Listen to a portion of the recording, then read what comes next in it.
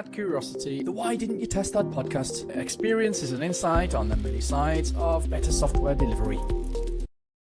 Hello, everyone, and welcome back to yet another episode of the Why Didn't You Test That podcast. I'm Rich Jordan, your resident host, it seems, and joining me today, guest hosting yet again, is Ben Riley. Say hello, Ben. I keep making it back. You're definitely the host, mate. Don't undersell yourself.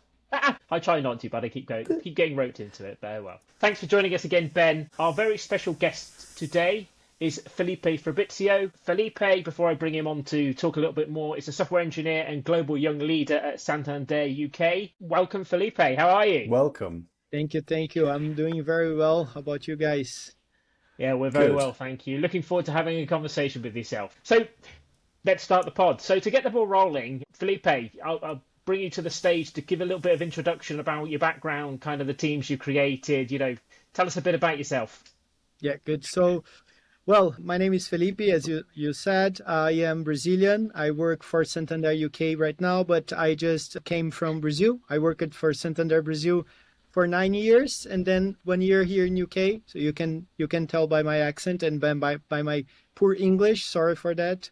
But anyway, Very good. Well, my background is a little bit funny because, I didn't really want to work with technology, to be honest. When I was younger, I came to my grandparents, so I always had a good conversation with them. And then I came to my grandmother exactly, and I said, hey, look, I'm looking to do my university, and then I know what I'm going to do because I looked around. All my friends are rich, so everyone wants to be rich. They all have farms and live on the countryside. I lived in the countryside.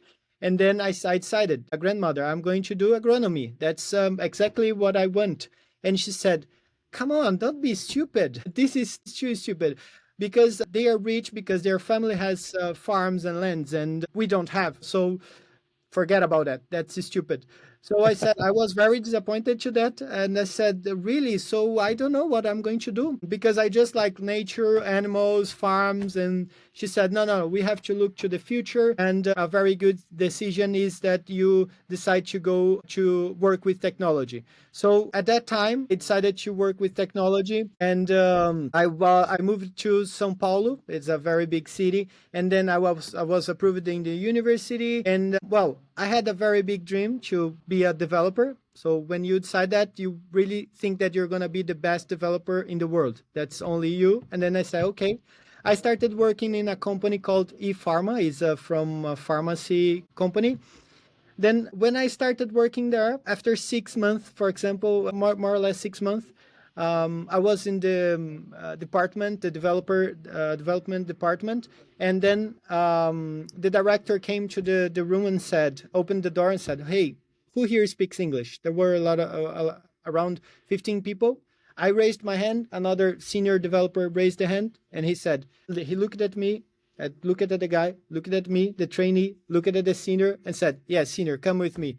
And then 10 minutes later, they came. Connection. I think it's back. Connection problem. Yeah. So the director came to our section and chose the senior developer to go to the project.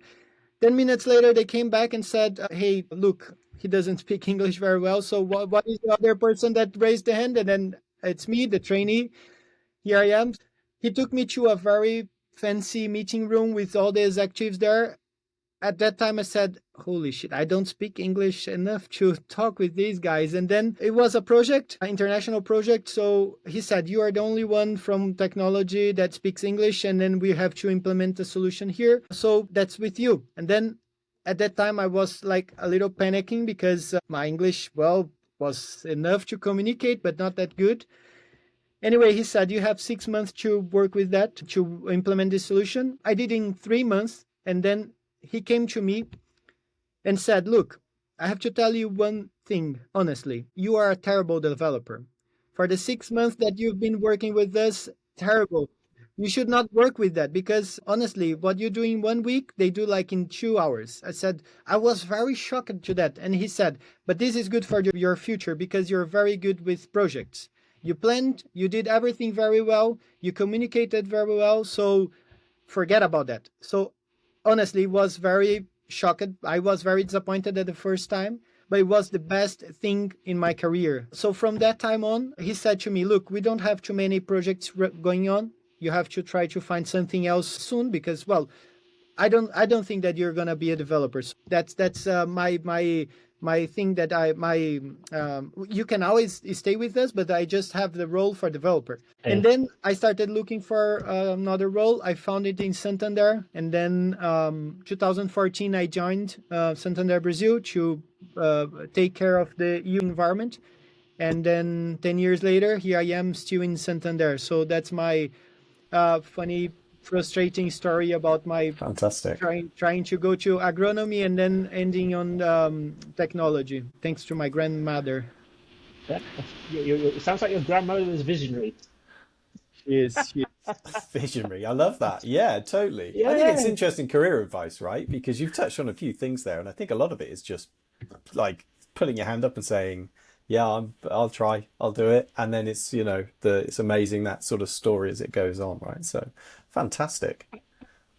One initial question then, in terms of the company pre Santander, sounded like it was very, I'll say, agile with a little a, in terms of the way that it went about, even your kind of experience around finding the best person for the job, right? You could argue around their requirements for speaking English, etc., all very agile with a little a. Financial services, Santander.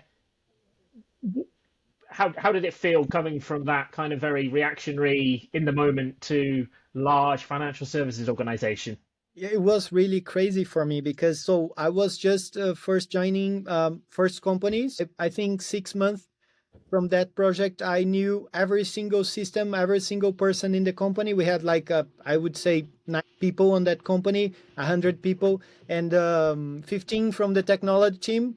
So if I need a server, yeah, here I am with a server. So 10 minutes. If I need some security things, yeah, don't need to request. Just talk to the guy, and that's it. Yeah. And then when I went to Santander, that I found out that we have 1,100 systems running, and 48,000 employees in the same inside the bank. So it was really, really crazy. So it took me years to at least understand a little bit, like 1-2% of the bank. So yeah, it was a very, very big shock for me. I guess how did you find? I think you mentioned that you kind of you inherited the UAT capability when you first started. In terms of inheriting it from the start versus kind of when you kind of left to move on to something new from the UAT team, kind of what were those changes, and how did you go about making them? I guess fundamentally, what were your experiences, frustrations in trying to make those changes? Yeah, so when I started with the UAT environment, so my previous manager, she came to me and said, "Look, we need to have everything alive, all the data, all the batch process, everything must be alive, and we must be ready to test everything integrated." And then from that time, I understood that we need something like service virtualization, but I didn't know the concept at that time. So I started trying to find someone that developed that inside Santander. So then I found out about service virtualization and TDM. I came to my previous manager and said, "Look, we need to change. We are a very big company. We are doing that manually. So we need to bring some solutions from the market that they are good." Then we started doing that. It took me to be really honest, it's funny, but I don't think that they believed that. I don't think they believed that we could make the environment live and ready to test. And my manager was like, "Okay, just do that. It's fine. Yeah, go for the tools." And when we brought everything, we knew the capabilities, we knew everything. They said, "Okay, so this is huge. We can change a lot of things in the environment." And then from that time, we started bringing new solutions, new capabilities, and then, we built a very, very good structure there. I would say it took me like 6-7 years inside this EU environment. So I was just one small piece of it because we had like 600 people under environment All right. looking for a lot of things. Yeah. Yep. It was a very, very challenging thing. I think it's interesting, right? My background is financial services as well, right? And we always had the conversation that almost financial services they make too much money to truly need to be efficient. And so making change is really, really hard, right? There you've got lots of systems that are quite old, and it's not just the systems that are old, but the way of making change is really baked in. You know, there is almost an averse to risk culture around changing anything, Hmm. whether it's for the right or the wrong reasons. And so what you find is that actually the software development life cycle, even through like agile transformations or whatever, has got a hell of a lot of inefficiency built into it in terms of redundant test cases you will run, redundant environments that you will use, persistent environments that you will use. It's just a hell of a lot of wastage, right? And so, you know, to that point that they've got too much money, the need to be efficient, and I think interestingly, the need to measure yourself, it just doesn't exist necessarily, does it? I wonder about your experience, both in terms of making that change, but also gathering the metric to need to make that change. It's funny. I used it to complain a lot when I joined Santander because of the complexibility and everything. So it takes like 6 months to get a server ready. Yeah, But now I understand because it's not easy to change a transatlantic. To move it, it takes time, you know? And, now I agree with some of the process because even if it takes time, because it's a very huge company, we yeah, can't just come and change things and we affect production depending on what we change. So, for example, in Santander, Brazil in 2014, when I joined, we were just starting to move from agile, from waterfall to agile. So I was born in technology from the agile. I don't even know how was the experience in waterfall and mainframe things. I Of course I had some good conversation with old people talking about how was like 50 years ago and things like that. But I was born in the agile way. And then when Santander decided to move to that, it was like, okay, we have to go from zero squads in agile being developed to 100% in 10 months. It was like that. So how do you change that? So the thing is, we did the change. Our previous CIO was very, very strong on that decision. It was really good because we were like delivering, I don't know, one software after every month, every release. So we started delivering very fast. We started releasing very fast. We started having a lot of features on the app that was very good. But we faced a lot of incidents in production. This year we had, I think it was the most challenging year for Santander because we were offline for a lot of times. It was very difficult time, but it's a pain. It's difficult, but we have to move.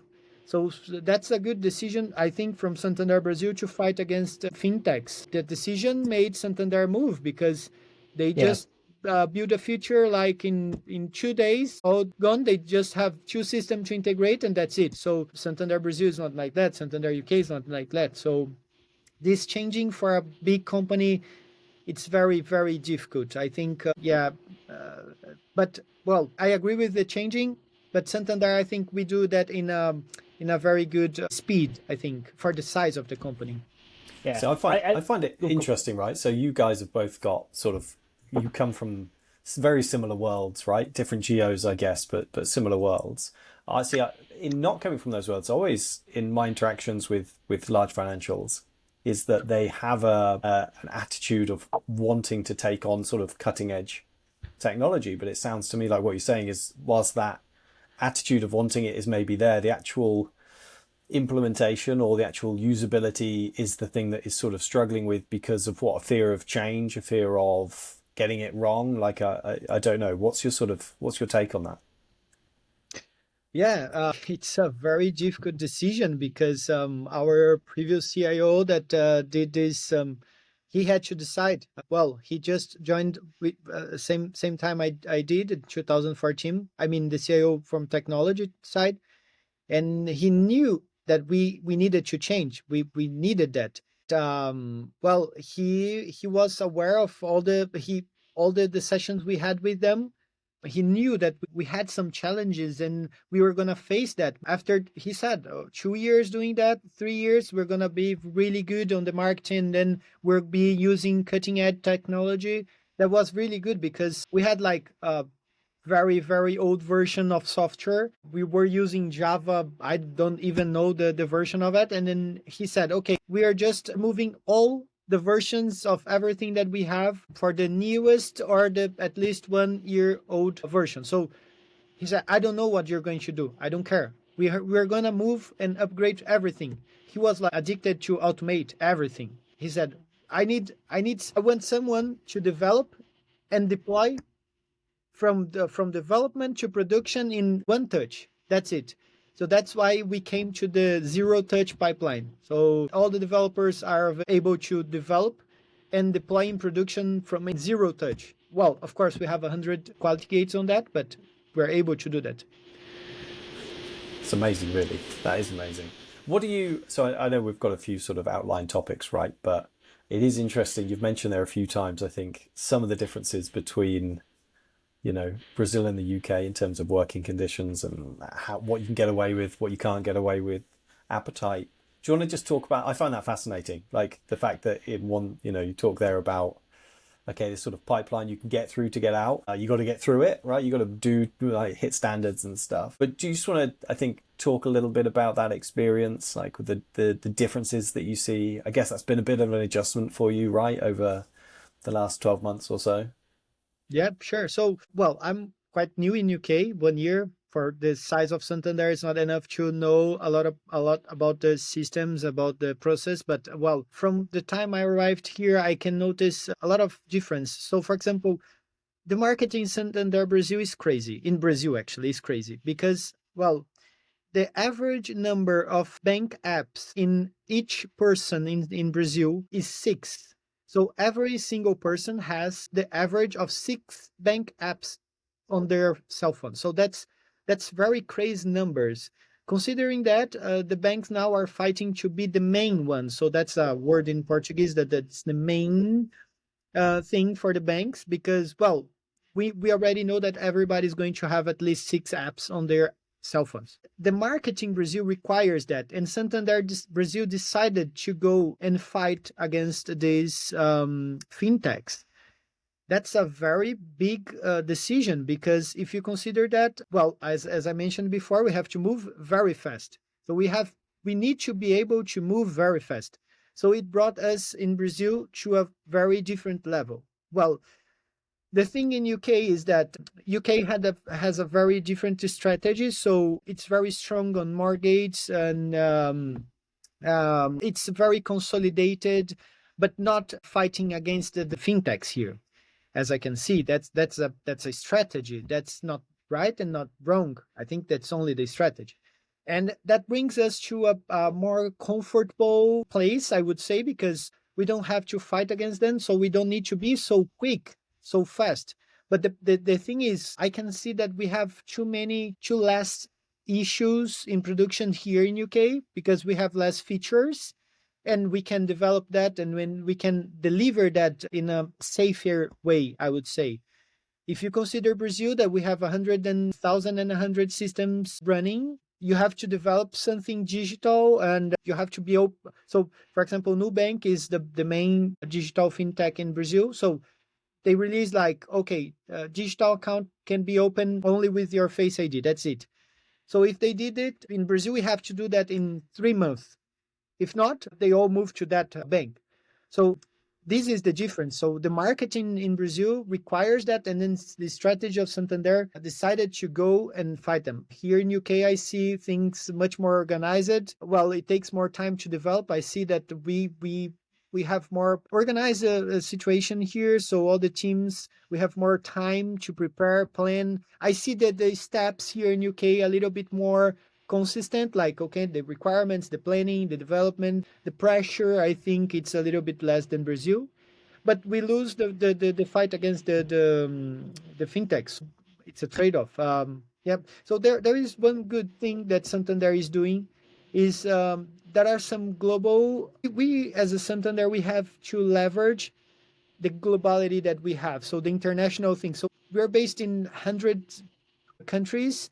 So now we're leveraging from last year, I would say, we're leveraging this, and then we're building globally software. So we're bringing what Brazil did well to UK, what UK did well, bringing to Brazil. So we're doing this exchange very well. We were building a very global system to that. So I'm pretty sure that we're going to be soon very, very fast in each country to develop. I guess it is for like horses for courses or whatever the right terminology is. It sounds to me like there are sort of, we've been quite sensible in terms of when it's sort of appropriate. Faster is great, I guess, but faster and bad is terrible. So, it's trying to find, I guess, that balance. And if there is the opportunity to slow down and maybe think more and ponder more, that would make sense to me, right? Like it just seems logic that you've sort of tried to enforce and tried to actually say, this is appropriate, but also some learning on your part by all accounts to sort of, I guess, adapt to the intricacies, shall we say, of the UK and the UK market and that sort of stuff, which I know Rich you can probably attest to. One of the interesting things from my perspective, and kind of we've touched on this in the kind of the pre-conversation that we had in the session, right? In terms of, especially in the UK, right? A lot of financial services organisations are very process, you could say bureaucracy, project led. Mm-hmm. Right. And so even teams that have gone, or organizations, I should say, that have kind of taken a step to being more agile, you kind of see like a two-tier development estate going on, by which you've got more the channel-led, mobile application, internet. They tend to be more agile. Then you've got the kind of the more core bank kind of stuff. And it might be a legacy reason, but they still tend to be more kind of more traditional waterfall-y, process-heavy. I guess that's where the catastrophic failure can happen, right? I guess, long way of getting to the conversation. You guys have seen more of a change from going from a kind of a project stroke team level way of making change to a product level change. Can you just talk a bit about kind of the cultural change, the dynamic change, and even, I guess, to the whole, Santander Brazil are more used to expecting failure. What step, even to the point where you might have put some steps in place knowing that failure will happen, and therefore quick recovery is more of an important thing rather than failure never happening.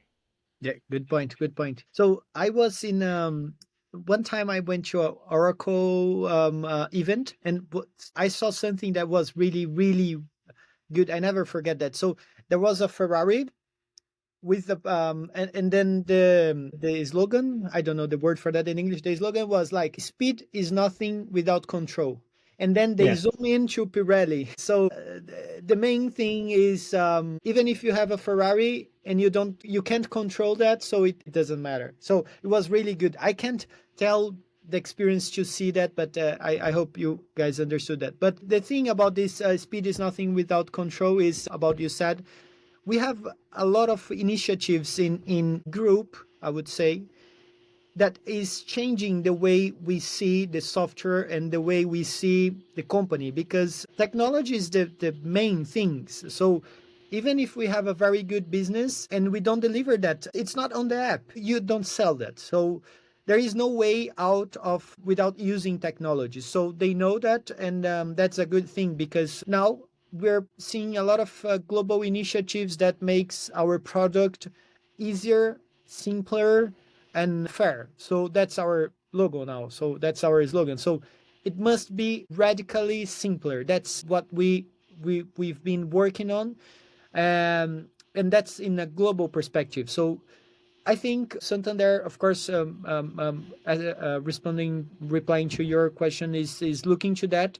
We're doing it, but again, we are a company in 100 or more countries. We have 200,000 employees in the whole world. So these fintechs are quite new, and then we are really looking to them. So we're very open to that. We had several conversations and meetings with these companies to bring their technology, to bring their way of being agile, of being so. Yes, we're looking to that, and in a product perspective. So we started something about that in Brazil when we last 2 years ago. we we noticed that we had a gap between that we were measuring too much the teams, how they work, and we were not measuring how the product is. And I understand from my perspective that quality is not that the software is good, because if the usability is good or not, it does, well, of course, has something to do with quality, but the quality is if you prepared, if the requirement matches with the development, if you test all the requirements and the development, if it's all matching, that's good software. It has quality. It doesn't mean that it's good for the client, but the quality perspective is matching. So when we brought this concept, we started understanding that, well, we're measuring for the teams, and we're not measuring the components. We're not measuring too much the products. And what we deliver for our clients are the products. So from that time, we started centralizing a lot of things related to quality. So we created only one pipeline. Of course, we have some exceptions, but only one pipeline. And this pipeline connected to every single thing we have related to quality. So what are the main things about quality in the development phase? So those are the steps. Okay, we're going to put everything on that. So we brought 100 steps, 100 quality gates for that, and then we centralized it. So we were able to see, for example, how is the quality of that specific product. From that time, we knew that, for example, that most part of our tests were failing because of data. We didn't know that. QAs were always complaining to us, hey, it's not easy to test. It's not easy to test. We don't have data, enough data. And then we knew, but because we heard, but we didn't have data. We didn't have any dashboard based on data to see that. So it was mind blowing when we came with TDM, with TDA from Curiosity, when we came with that. And then we started bringing data to the tester and all integrated. Because it's not like, okay, it's not a long only solution, because in the end of the day, we have to test integrated. So we have like at least the minimum average is 15 impacted the systems that you have when you build in Santander. So when you develop, so at least you're going to impact 15 systems, other from your or from other systems. Wow. And then if you consider that you are testing, you need your data, but your data is going to affect other systems. How do you manage everything integrated? So that's why we brought service virtualization as well, because we can manage to use the data isolated to that specific component. And then we can start testing something with more quality, because if we only expect all the systems together, integrated in a beautiful environment, with all the connectivities, all the APIs running, never gonna happen. Never. We have to isolate it. So it's a crazy environment. That's just on the, I don't, there's 2 points there that I just want to steal from you. One, 15, a minimum of 15 systems being impacted is crazy. When you just, I don't think people realize the impact of change that they have, right? And that therefore the ramification of a minuscule change in one system could be massive somewhere else. You spoke about trying to simplify, and the real goal of sort of simplification, I guess, and reducing that.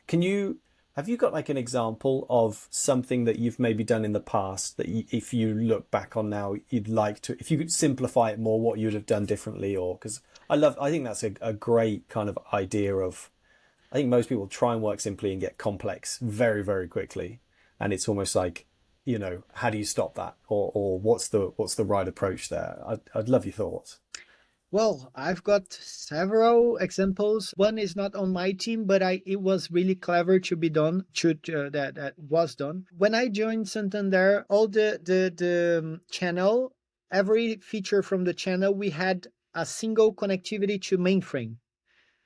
So imagine that you had to develop every single integration directly to mainframe. It was really quick, it was really fast, but you have to develop like for balance of 30 days, for balance of 15 days. So each of these was a different code. Then what Santander did, I didn't have any touch on that, but what Santander did is, okay, so every single connection related to balance, for example, or for credit card, is going directly from all the channels directly to one point. Then we have some structure here that decides if we really need to go to mainframe and consume that or not. So from that time on, we reduce it by 98, if I'm not wrong, percent of the transactions. Because you just got from your balance. Okay, I looked at my balance. Okay, that's fine. 15 minutes later, I don't remember okay, let me just check. We don't need to go to mainframe again because, it didn't change anything. So if we have any change, mainframe shows up a flag and say, hey, there is a change. If this user try to find something about that, so you tell me, and then we're going to select in the database. But that's not the case for most part of the time. So it didn't change. It had paid anything. So this is something that it becomes so much simpler, and then it was all API based, so make the difference. But from the quality perspective, yes, we had, I would say, 300 people generating data in our environment. So every single Friday, Saturday, and Sunday, we had a very big team just generating data manually. And then, we had several manual things that we still have, but most part of them we can automate, and it makes sense. So we used these guys with their knowledge and how to generate data, and then we brought it to our solutions and automated that. So it was really simpler. So now we have the self-service catalog where you just click it, and then I want this data to be generated, and that's it. Bling, it appears. Of course, for some scenarios, it's not for all of them, but we mapped 90% of the impact on the bank, and then that's it. So now we have this simpler. So I think we simplified a lot of process by automating it. Some of the process now, it's a little bit more, it's faster, but it's more difficult because it takes like too much time to do that, to build it. But anyway, we have a very good decision. We didn't do everything right. We had several issues. We had several problems. We tried several ways of automating. We tried several ways of doing. We failed a lot. But coming back to what you said, I think we were very, very fast after failing. So we mapped the gaps, and this is something very good in Brazil. We fail, but we are very, very fast to recover it. One of the things I'm interested in is I'm like Ben, right? When you said about each system, each change you make makes change to 15 systems, right? I think that probably is very common in every organization, but how many people could actually give that stat that you've given? Sorry, if I asked 19, if I asked 100 people who could get how many for that same stat in their own organization, I don't think anybody would be able to tell me that, because I don't think they necessarily have those conversations and therefore understand what that impact of change is. I guess I'm really interested in, it might all be part of the same thing, right? In terms of how did you get to, what were mechanisms were you using to get to that simplification? You know, we've got kind of development techniques like BDD, like feature mapping. How did you know, one system, this is the change we're making, this is the impact of change we're having?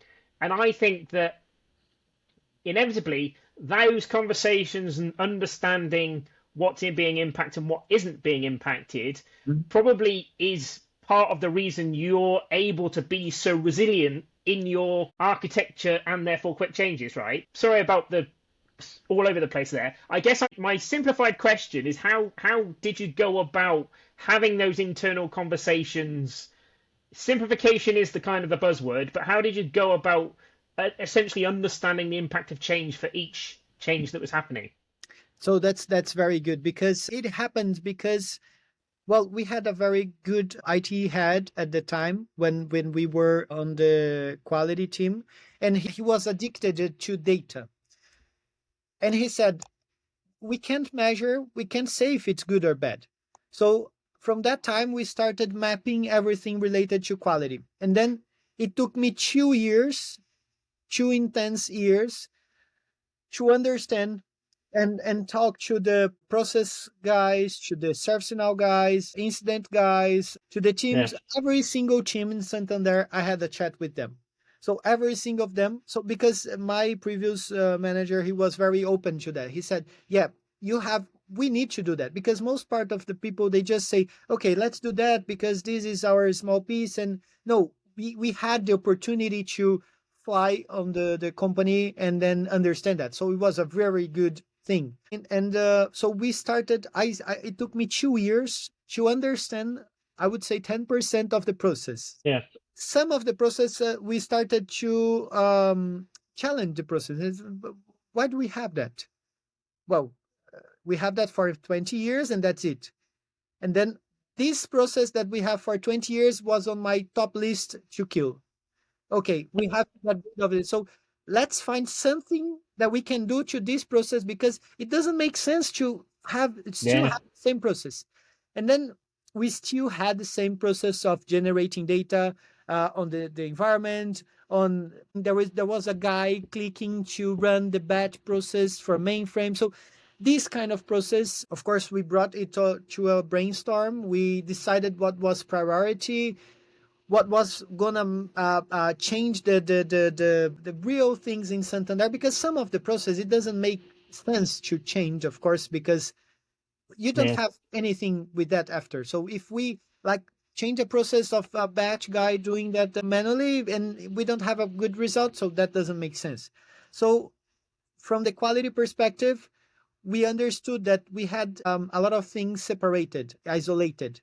So what we did for the first time was, okay, we need a solution that brings us the complete view of everything in quality. So that's the first thing. So we implemented a solution, and we connected this solution to pipeline, and then we knew everything related to automated test that this guy is deploying. And then after that, we gave an ID for all the systems. So we were able to measure all the systems. So we had a traffic light Right. for the Yeah. system.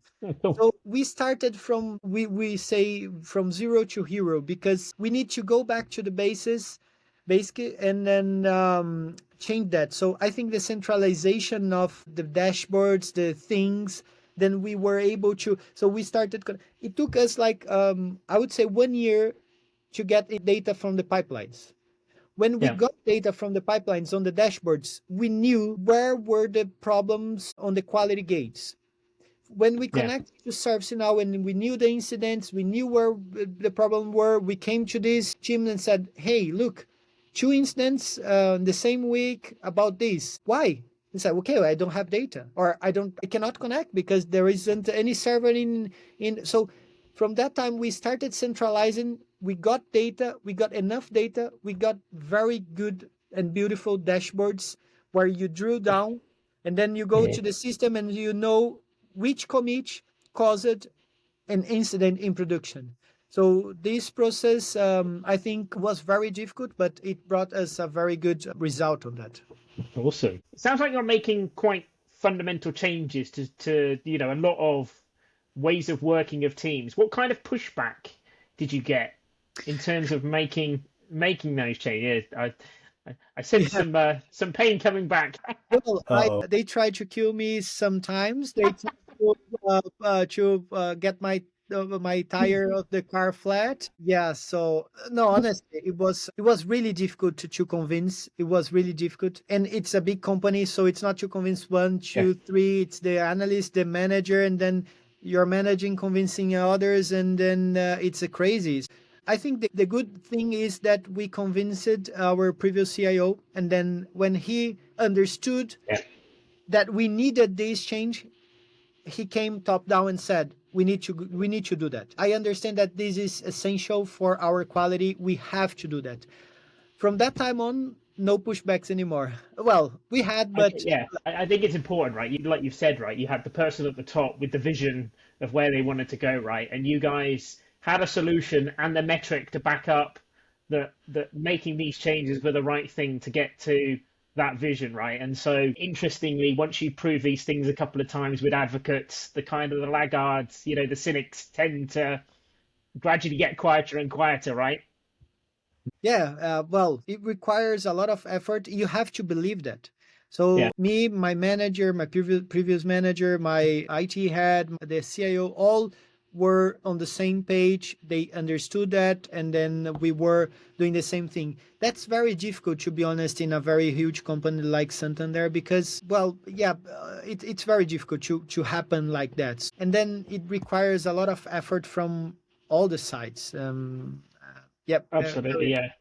And it takes a lot of time and patience, right? This is, going back to my original question around, your different experiences from your original startup company into large financial services that things tend to not change or don't feel like they're changing. It's very much a long-term project that you've gone on. Ah, Can I, cool. could I just ask, I guess, a bit of a final question for you, Felipe? Um, you've obviously moved halfway around the world, had a super interesting career so far. What's your, I'm sure there'll be people watching this wondering, how do they get to be you? And I mean, just like not literally, but in sort of career advice terms, right? Are there things that you think, is there advice you would offer to somebody who's just starting out in the industry, then maybe just, they're not on the farm anymore, grandma's giving them some advice. But what would you say, like, have you got career advice for somebody starting in this sort of industry? Anything, any recommendations you'd want to give them? Well, yes. To be honest, I always try to improve my communication in Brazil, and that's something that I was very confident in Portuguese. And when I decided to move, I really tried to challenge myself, because I knew Santander Brazil, I knew the processes. I had a very good career there. Well, I am quite new. I can't give too many advices, because I am still asking for mentors all around, because that's very important. But to be honest, something that I was very confident, it was about my communication. So if I could say, I would improve always my communication, because if you communicate well, you can convince people about what you believe. So about testing, about developing, about the project, about everything. And that's something I'm still working on, because when I arrived in UK, well, my English is okay, is good enough to communicate, but I still can't express myself as I did in Portuguese. Of course, it's my not it's not my natural language, but this is very important. So that's my biggest challenge here. So if I could say something, it's like communicate well in any language, because this is something that made me well. So I had some good meetings. My previous manager used it to say to me, so there is the specific point, a specific time to speak. If you are in executive meeting and you know how to communicate and you know the exactly time to communicate, you convince them, they buy your project, then you are succeeded on your thing. So I learned that a lot with him in Portuguese, not in English yet, but yeah, still working on it. So that's my advice about communication skills always. No, it's fantastic. We can teach you some other language, some other words that maybe you can use that are slightly Helpful. not so helpful and less appropriate for a podcast. But hey ho.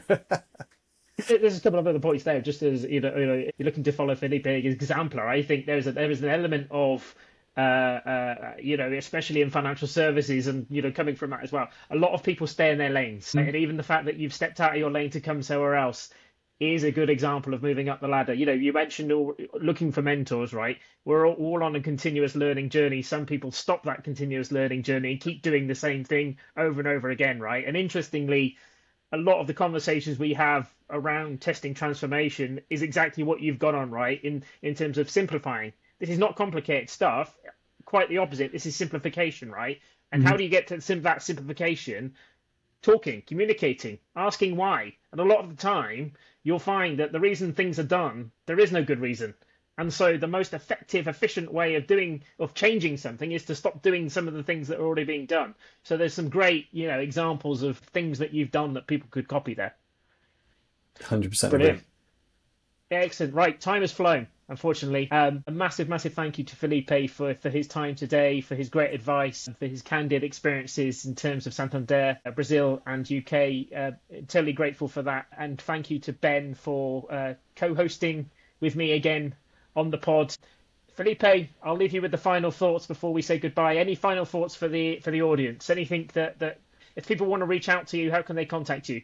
Yeah, so I am on LinkedIn. So that's a funny thing. They correct me all the time when I say LinkedIn because it in Portuguese is different. So yeah, they can you can find me in LinkedIn. I'm very happy to help learn. If someone has some different thoughts, just reach out to me. I'm always very open to understand new situations, to understand new things of doing this. So I'm very happy. Thank you very much for the opportunity to be here. It's very huge. Yep. Thank you very much for that. Awesome. Thanks, Felipe. Brilliant. And thanks, everybody else, for listening to the pod today. Please look out for future editions of the podcast coming out quite regularly, and also the After Hours podcast that me and Ben and some internal resources from Curiosity also put out as well. Thanks very much and hope to see you soon. Fantastic. Bye-bye. Thanks, Felipe. Thanks, Rich. Thanks for listening to this episode of the Why Didn't You Test That podcast. To continue the conversation, head over to curiositysoftware.ie. Subscribe for more episodes.